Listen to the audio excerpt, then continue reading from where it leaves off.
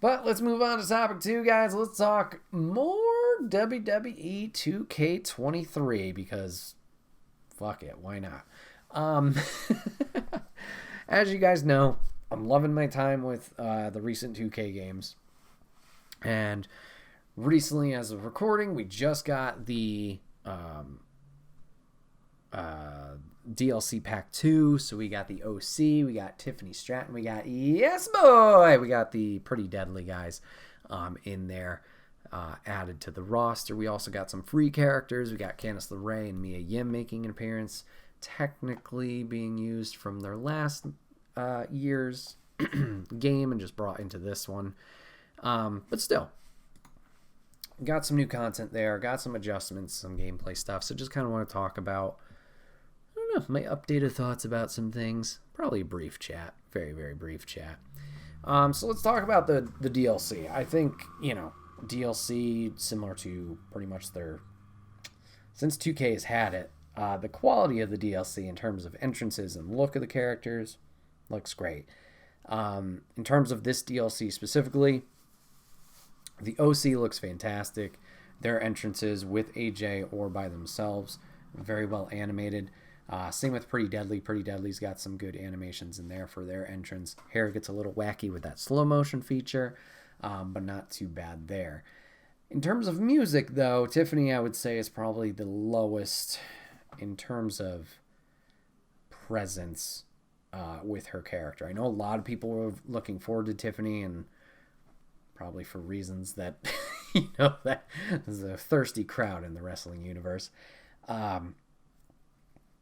Just added to the NXT roster, or adding to that NXT roster, making it a little bit more deep and exciting. But her music sucks. They used her old music, the Daddy's Little Rich Girl music, which I get is her character gimmick, or at least was when she initially showed up on 2.0. It is an awful song. I wish they would have used the more recent entrance song. I mean, it's nothing like crazy exciting or anything, but it's just not that. Not that first one that's really annoying. So I would say that's definitely the down point of this DLC. Pretty Deadly's has a small one. They just don't have the Yes Boy at the very beginning of their entrance, which I feel it should be there. But in terms of looks from character models and animations, I will say, very good job. Like most of their post-launch characters, they did fantastic there. Free DLC, also great too. A lot of people were wondering why Mia and Candice didn't make the initial release. I know it's a whole thing with like Triple H becoming in charge, people getting released before that, him signing people back on. But I remember when the initial talks of roster were being discussed or revealed to us, like the timelines didn't match up for certain characters. Like some people made it, some people didn't make it, and like, oh, but so-and-so was released before Mia and Candice, yet they made the game, and you, like, it didn't make sense at all. So I'm glad they not righted that wrong, but even though they didn't use new character models, I appreciate that they did that for the players, where they added free content in this latest patch for us with a returning Mia, with a returning Candice, at least adding them back to the game. I know community creations, like what's the status with the hidden files, or just anybody creating the characters, you could have gotten them through there, but it is nice to have a quote-unquote official character model, entrance screens, music with them. It was a nice plus, an unexpected thing, similar to last year's game with the NXT 2.0 arena, that being added for free, along with some other additions to other modes like GM mode, which you guys know I love. Just appreciated. Will they do more in the future? There's hope. Never say never. I would lean a little bit towards the no side of things, just based on the history of 22, where they added free stuff with the first DLC pack. But then after that, it was kind of just like bug fixes and whatnot. I don't know if they'll add any more free content after this initial kind of release gift, whatever you want to call it. I'd love to see a Bronson Reed in the game and added to there. We know he was scanned for 22, was not in 22 because unfortunately he got released. He was initially in the DLC plans. So they do have a scan for him, and he rescanned during Royal Rumble. Granted, that would probably be for the follow-up title. But, I don't know. I feel like even if it is an older model, it's not the worst thing in the world. If it's, maybe you could change his attire just a little bit color scheme-wise, so he's not I think he was wearing like red, black and red. It was like more of his NXT face attire. You could change that up a little bit, but I know that's additional work. I'd love to see Bronson make it in there. Nikki Cross with a little bit updated to her more sanity gimmick. That might be a little bit more effort because it is changing stuff and more music and whatnot. Who knows? I doubt it will happen, but we'll have to see. Time will tell. In terms of other things that have been updated, whether it was this recent update with DLC 2 or it was the update prior, I will say there are some cosmetic things, at least from a GM standpoint, just because that's the mode I primarily play, that I do appreciate. We do now have a like indicators of rivalries. You get like a golden glow if it's a rivalry match. You also see the title. It's a small thing, but the title actively move from person to person in the match graphic if they do that. We got, I feel like there was some other stuff. Oh, it like will actively show you when rivalries level up, or if it's what level the rivalries are in an active match. That's all good stuff. We are now able to defend titles in multi-man matches.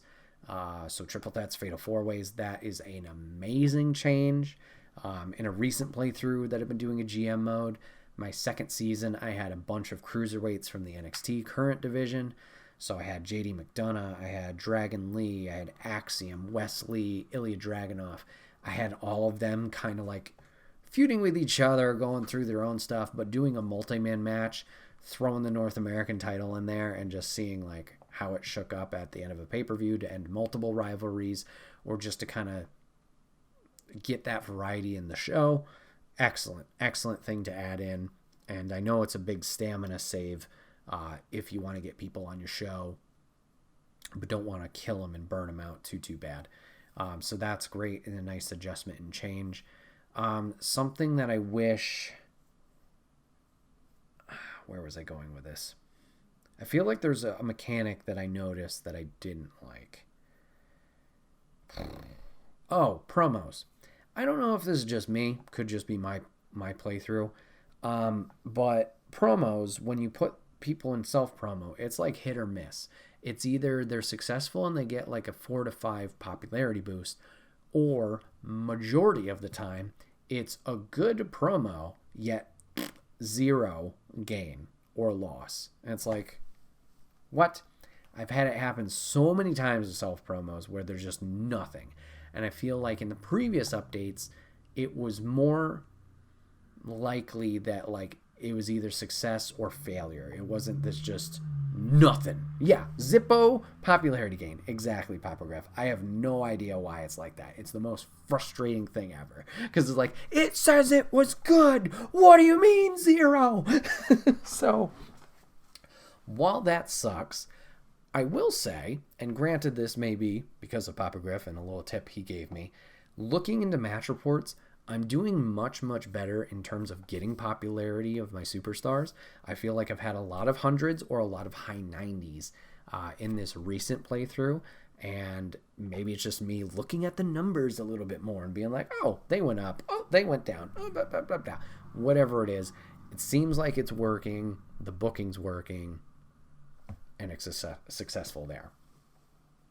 In terms of roster, and this was something that I might have brought up last time. Roster, I feel, needs to be more random. I understand if season to season you see a lot of the same faces in the free agent pool. That's fine. Maybe I'm trying to pick up a tag team, Jimmy and Jey Uso. Didn't draft them in the normal draft. I see Jay one week. Eventually, maybe, getting a Jimmy also in there to complete a tag team. Totally get that. Totally fine if you had similar faces pop up every once in a while in your free agent pool. It doesn't happen enough, in my opinion. If you are expecting a player to go through a 10-season game, granted, if you do the whole thing and take forever, and not get the trophies before that, there has to be some kind of shakeup and mixture of your roster. Granted, I am playing with a customized roster. The current roster I'm playing with is like the most up-to-date WWE roster as of recording. So I have a lot of, the NXT talent who's down there. I've moved people who were in NXT in the recent draft up to the active superstars. I've moved the free agent superstars down to local. I've added certain people to legends like Pat McAfee or John Cena, who doesn't show up all the time, or Brock Lesnar, who's like a special talent. I've modified some stuff there. But even with the base roster, where you have the 50 local yokels, your Flint McStones, your, Cindy Fluff and Cardiac or whatever the one guy's name is. I don't know. Flint McDougal, these people. You're supposed to have like 30 to 50 of them. I don't know. They yell at you if it gets too low. And I feel like those people get rotated out more, in my opinion, than my custom roster of all my locals are community creations, but they're real people, like your Brooks Jensen, your Josh Briggs, your Thea Hale, your Duke Hudson, like people that aren't going to be in the game in DLC later, but I've swapped those names out with people who are actually in the company that I care about, kind of deal. And I don't feel like it gets shuffled enough. Once again, I could understand season 1, you have this pool. Once you get to subsequent seasons or later seasons, I feel like there has to be more randomness that 2K needs to do with this. And I feel like it happened in 2K22 as well. But there's games you'll never see people, ever. I understand it's a big roster. I understand there's a lot of people where just maybe one week they were there and the next week they're not. I feel like there has to be more randomness and variety in terms of that. I get for the draft at the end of the year, I get they want to put everybody or most everybody back in the rosters that were drafted previously, whether it was SmackDown, Raw, WCW, whatever shows. You want to put them back in there. Their popularity's higher. Their price is astronomical. So you can redraft the people you want to if you didn't get to select them, or maybe they swap to a different show. I get that. I think there needs to be a little bit more, whether it's that initial draft and or the free agent pool. Try and mix it up a little bit more. Get a little bit more variety in there. It just makes it more exciting to me as a player instead of just kind of just coasting.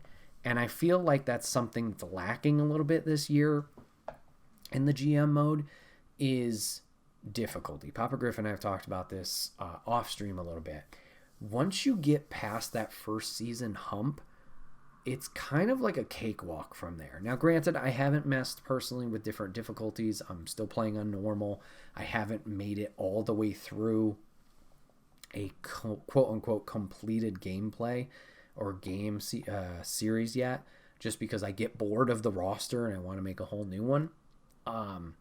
So I haven't made it to the Hall of Fame, finished that, and then gone to a hard difficulty, which is what I want to try and do. Like, oh, I want to be down this, then I'll go up there. So granted, maybe that experience will be a little bit different. But for me, it seems like it's always the first 3 months. The CPU will be leading in fans. Something will happen, and either pay-per-view bonus or special promotion, I'll surpass them. And whether I surpass them in fans at that point or I don't and I get Hall of Fame trophies, once I surpass them at that point, it's a breeze. Never have a problem. Fans eventually catch up if they're not already, and then trophies just roll in because the CPU doesn't focus on that. I get what they were trying to do this year with the Hall of Fame progress, try and give you some more interesting objectives for the power cards and create a new mechanic into the gameplay. The CPU, at least from my gameplay experience, doesn't focus on that. And once, even from a human to human multiplayer game, like that's the focus 100%. Your fans could be ass, but if you're getting those Hall of Fame trophies, that's all that matters. Money doesn't matter. Fans don't matter. It only matters in terms of a tie. If you have 2 trophies, I have 2 trophies, then the fans come into play. That's the secondary win condition. But yeah, it just doesn't seem like the computer deals with those things or even focuses on those things. They bring in characters, they run them ragged, and then they release them. I can't tell you how many times I've been like, oh, there's your champion. 1 week in that little end screen. Then I look in free agents, there's their fucking champion. Like, what? And they have to start over from fresh. And it's just a little saddening, I guess. Like, I don't want it to be uber brutal like the old, SmackDown versus Raw 06 to 08 GM mode. But I feel like last year's was a little bit more competitive. And I mean, I played it numerous times on stream, and I can't tell you how many times it came down to that final WrestleMania show of like, this is make or break. It's either win or lose, and it's gone both ways. This one, I don't feel that way when playing. It's just, yeah, you hit the popularity, you get the big arenas, ching, you're good to go. I don't know. Maybe they tried to alternate too much. I appreciate what they have added. I appreciate the things they tried to do. It's just unfortunate where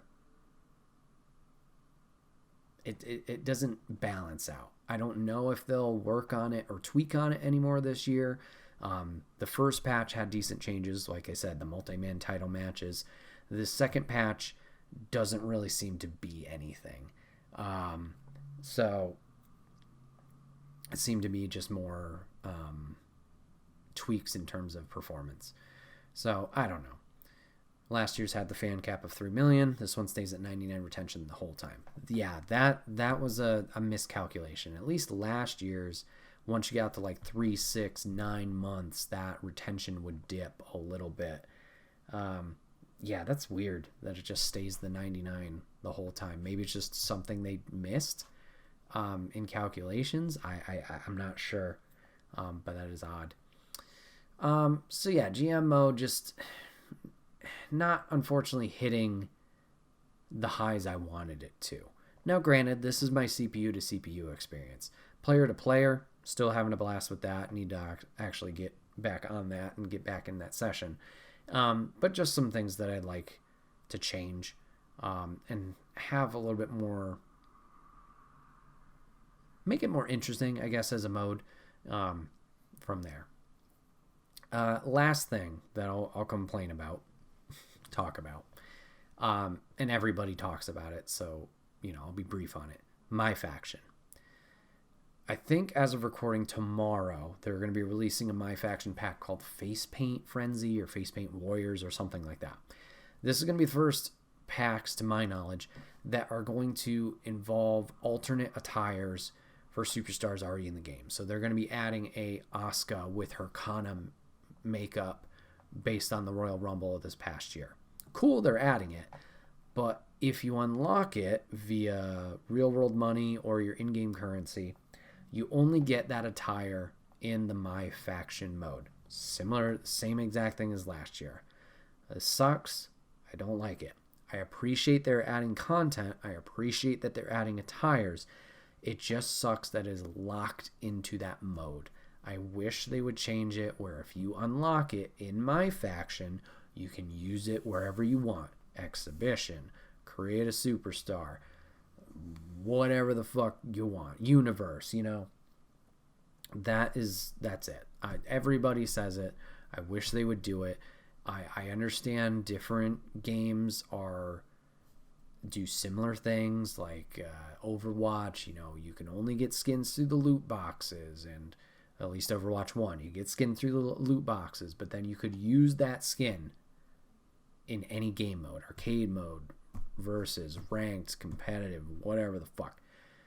you could use it because it was yours. I understand it was a random chance. I understand it could still have the real world money applied to it. You could do the same thing here. God knows it's fucking annoying to grind and play out those matches to get the in-game currency, which seems harder this year than last year's, to get the packs, to go from there, which are also priced astronomically.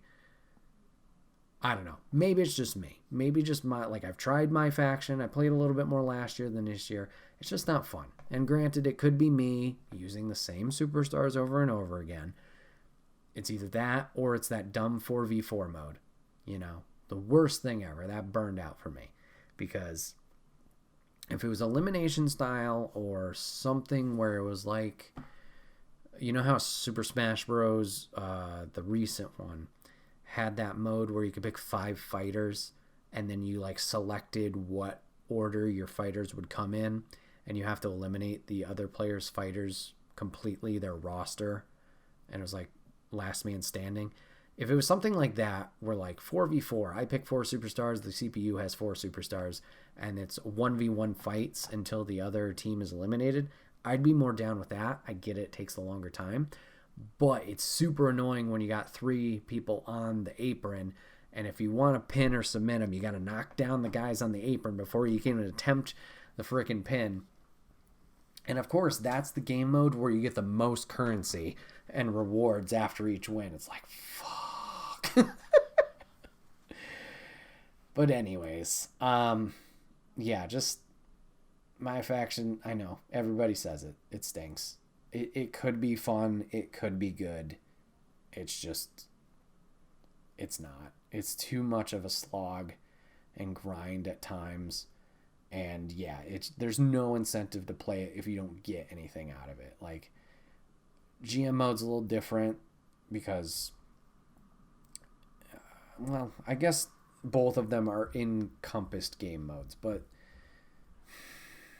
I don't know. You don't unlock anything from my GM mode. You're just doing that because you enjoy it.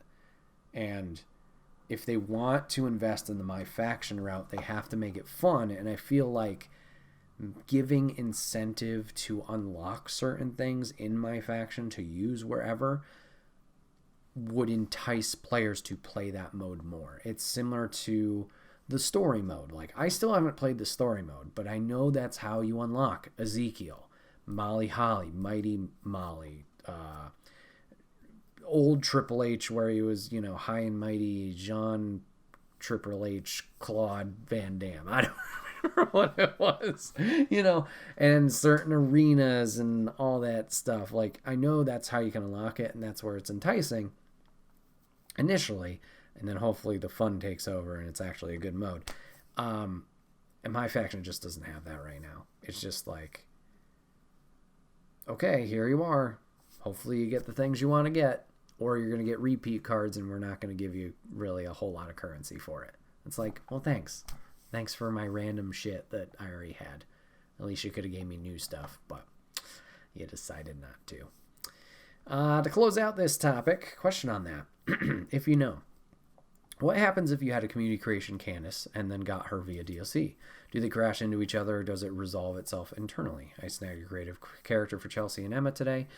We'll do also for Bronson and Tegan. So that's a good question. Also, good characters that you are downloading.